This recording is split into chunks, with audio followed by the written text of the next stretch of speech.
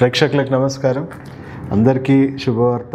ఎట్టకేలకు Sunitha Williams land అయింది సురక్షితంగా, అండ్ వాళ్ళ టీం అందరికి కూడా. సో ప్రధానమంత్రి గారు కూడా సంతోషం వ్యక్తం చేశారు. ఒక భారతీయులకి ఇది ఒక గర్వకారణమైన విషయం.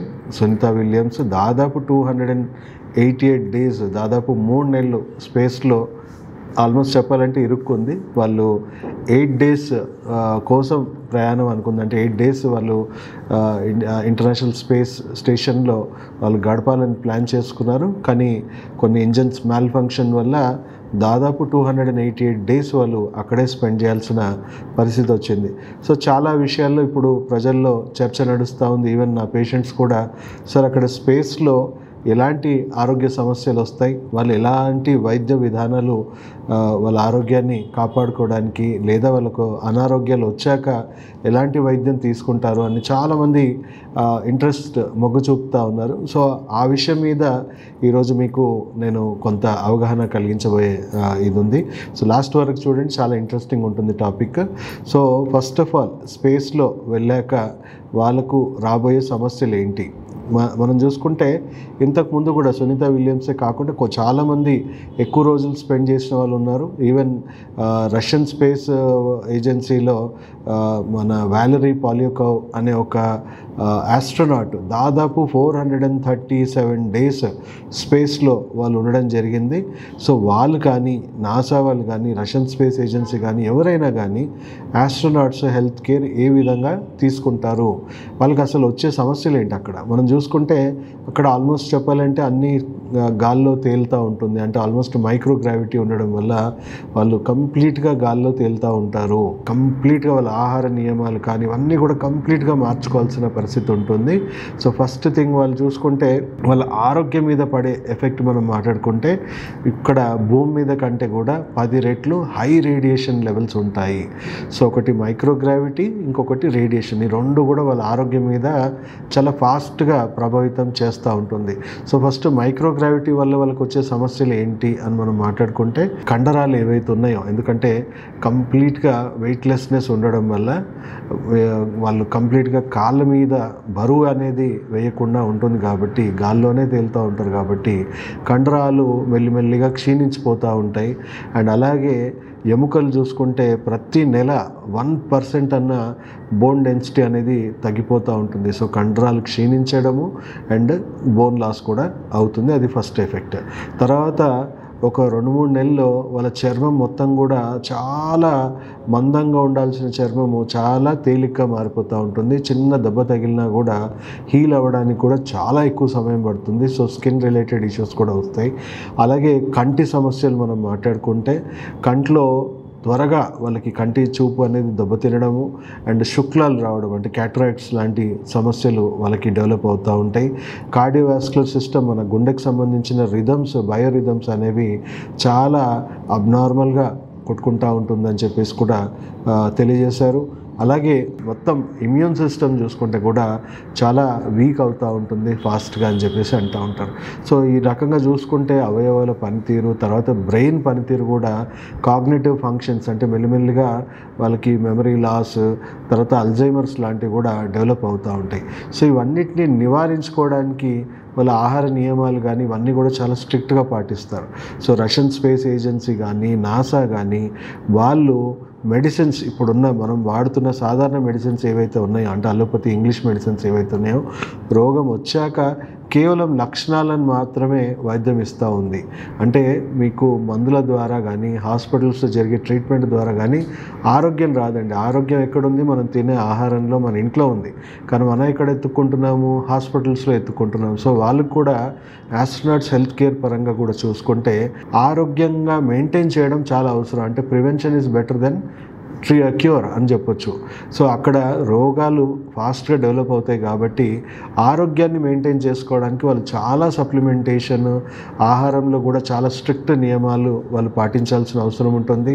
And drugless treatments, acupuncture, functional medicines వాళ్ళు చాలా ఎక్కువగా పాటిస్తారు. వాళ్ళ వే ఆఫ్ డయాగ్నోసిస్ కూడా మనం పూర్వం నాడీ పరీక్ష ద్వారా మన శరీరంలో ఉన్న బయోరిథమ్స్ని తెలుసుకోవచ్చు, మన బాడీలో ఉన్న ఫంక్షనల్ డిఫెక్ట్స్ని తెలుసుకోవచ్చు. సో చాలా రష్యన్ స్పేస్ ఏజెన్సీ వాళ్ళు చాలా డీప్గా రీసెర్చ్ రీసెర్చ్ చేశారు, మన పూర్వీకులు ఎలాంటి డైట్ లైఫ్ స్టైల్ పాటించారు వాళ్ళ ఆరోగ్యాన్ని మెయింటైన్ చేయడానికి, అండ్ ఎలాంటి డయాగ్నోస్టిక్స్ విధానం ఉన్నాయో, అంటే టంగ్ని చూసి ఎన్ని రకాల మన బాడీలో మన గట్ హెల్త్ ఎలా మార్పు చెందుతూ ఉంది అని తెలుసుకోవచ్చు. అలాగే నాడీ పరీక్ష ద్వారా మన అవయవాల బయోరిథమ్స్ని మనం ముందే గుర్తించి రాబోయే డిసీజ్ని మనం చాలా అర్లీగా డిటెక్ట్ చేసుకోవచ్చు. సో అలాగే ఏ చిన్న సమస్య వచ్చినా కూడా మెడిసిన్తో పని లేకుండా అక్యుపంక్చర్ వైద్య విధానం ద్వారా వాళ్ళు సంపూర్ణంగా మంచి ఆరోగ్యాన్ని వాళ్ళు మెయింటైన్ చేసుకోవచ్చు. వాళ్ళకున్న నొప్పులు కానీ వాళ్ళకున్న క్రాంప్స్ కానీ ఎలాంటి టాక్సిక్ మెడిసిన్స్ అవసరం లేకుండా చేస్తున్నారు. సో ఆల్రెడీ దీని మీద పబ్లిష్డ్ జర్నల్స్ ఉన్నాయి, మీరు గూగుల్లో కొట్టండి నాసా అక్యుపంక్చర్ అని చెప్పేసి కీవర్డ్స్తో సెర్చ్ చేయండి. ఆల్రెడీ పబ్లిష్డ్ జర్నల్స్ ఉన్నాయి. ఈ విధంగా ఆస్ట్రోనాట్స్ హెల్త్ కేర్ని నాసా కానీ అన్ని స్పేస్ ఏజెన్సీస్ ఫాలో అవుతున్నారు.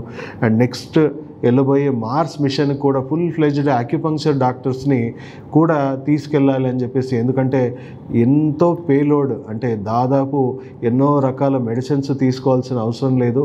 అండ్ అక్కడ రోగం వచ్చాక అంటే రియాక్టివ్ హెల్త్ కేర్ మోడల్ అక్కడ అస్సలు పనికిరాదు. ఇప్పుడు మనం భూమి మీద ఫాలో అవుతున్న ఆరోగ్యం పాడయ్యాక మన అనారోగ్యాన్ని మేనేజ్ చేయడానికే మందులు వాడుకుంటూ ఇంకా అనారోగ్యాన్ని పెంచి పోషించే ఇప్పుడున్న వైద్య విధానము అక్కడ వర్తించదు. ఎందుకంటే చాలా ఫాస్ట్గా రోగాలు వస్తాయి, 10 రెట్లు భూమి మీద కంటే కూడా 10 రెట్లు ఫాస్ట్గా రోగాలు వస్తాయి. సో రోగ నివారణ, prevention is better than cure అన్నట్టు ఇప్పుడు WHO అప్రూవ్ చేసిన 1200 రోగాలకి అక్యుపంక్చర్ బెస్ట్ వైద్యం, అంటే డ్రగ్లెస్ వైద్యం, ఎలాంటి వైద్యం అవసరం లేదు. అండ్ ప్రాథమిక చికిత్స నుంచి కొంతవరకు ఎమర్జెన్సీ కేర్లో ఉన్న కండిషన్స్ని కూడా డ్రగ్లెస్గా ట్రీట్ చేయొచ్చు. సో మెడిసిన్ అవసరమే లేదని కాదు, ఎమర్జెన్సీలో విషంతోనైనా ప్రాణాన్ని కాపాడాలా అనే పరిస్థితిలో మాత్రమే అక్కడ మెడిసిన్స్ వాడడం అనేది జరుగుతుంది. అదర్వైజ్ కంప్లీట్గా 90% కండిషన్స్కి మెడిసిన్తో పని లేదు. ఎందుకంటే ఆరోగ్యాన్ని పెంచితే మీకు అనారోగ్యం అనేది పెరగదు. ఆరోగ్యాన్ని ఎంత చక్కగా మెయింటైన్ చేస్తే అంత ఆరోగ్యంగా మీరు తిరిగి రావచ్చు. సో అలా మన సునీత విలియమ్స్ కానీ వీళ్ళందరూ కూడా వాళ్ళు తిరిగి వచ్చాక వాళ్ళకు కూడా చాలా సమస్యలు ఉంటాయి. ఎందుకంటే వచ్చాక వాళ్ళు మళ్ళీ రికవరీ సైకిల్ అనేది ఉంటుంది. 6 to 8 months వాళ్ళకి టైం పడుతుంది. ఫస్ట్ ఒక 1 month కంప్లీట్గా వాళ్ళు కండరాలు మళ్ళీ పటుత్వం తీసుకురావడానికి, వాళ్ళ కాళ్ళ మీద వాళ్ళు నిలబడడానికి, వాళ్ళ శరీరంలో ఆ దృఢత్వం రావడానికి ఒక 1 month పడుతుంది. దాదాపు ఒక 3 monthsలో వాళ్ళ విజన్ కానీ వాళ్ళ స్కిన్ కానీ మళ్ళీ మెల్లిమెల్లిగా రెజ్యువనేట్ అవుతుంది, స్కిన్ అంతా కూడా ఇదవుతుంది. అండ్ 6 to 8 monthsలో వాళ్ళకి బోన్స్ ఎముకల్లో కూడా మళ్ళీ ఆ శక్తి అనేది కూడా కట్టుకుంటుంది. ఆల్మోస్ట్ DNA డ్యామేజ్ కూడా అక్కడ స్పేస్లో జరుగుతుంది రేడియేషన్ వల్ల. సో DNAలో జరిగిన డ్యామేజ్ కూడా మెల్లిగా తేరుకొని మళ్ళీ నార్మల్గా వచ్చేస్తుంది. కానీ దాదాపు 7% మాత్రము వాళ్ళకు పర్మనెంట్గా DNA లెవెల్లో డ్యామేజ్ ఉండిపోతుందని చెప్పేసి సైంటిస్టులు గమనించారు. సో ఇది ఇప్పుడు నేను ఎప్పటి నుంచో మీకు ఇదే విషయం మీద ఎడ్యుకేట్ చేస్తూ ఉన్నాను. స్పేస్లోనే కాదండి, మన ఇక్కడున్న ప్రజెంట్ జీవితంలో కూడా మనందరం కూడా ప్రొయాక్టివ్ హెల్త్ కేర్ సిస్టమ్ని ఫాలో అవ్వాలి.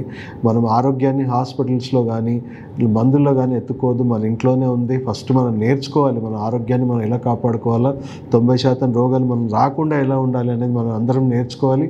అలాగే ఒక రోగం వచ్చిందనుకోండి, ఏదైనా చిన్నపాటి ప్రాబ్లమ్స్ వచ్చినా కొంచెం పెద్దవి వచ్చినా సంపూర్ణమైన మనం ప్రకృతి వైద్యం అంటే అక్యుపంక్చర్ కానీ మోడర్న్ ట్రెడిషనల్ మెడిసిన్ని మనం ఫాలో అయ్యి మనం మూలాల నుంచి దాన్ని నయం చేసుకొని మళ్ళీ ఆరోగ్యాన్ని మనం తిరిగి తెచ్చుకోవాలి, దాన్ని మెయింటైన్ చేయాలి. సో ఇది ఇప్పుడు మనకు ఒక అనుభవపూర్వకంగా ఆస్ట్రోనాట్స్ కూడా ఫాలో అవుతున్న సిద్ధాంతాన్ని మనం భూమి మీద కూడా ఫాలో అవుతే ప్రపంచం కూడా ఆరోగ్యంగా ఉంటుంది.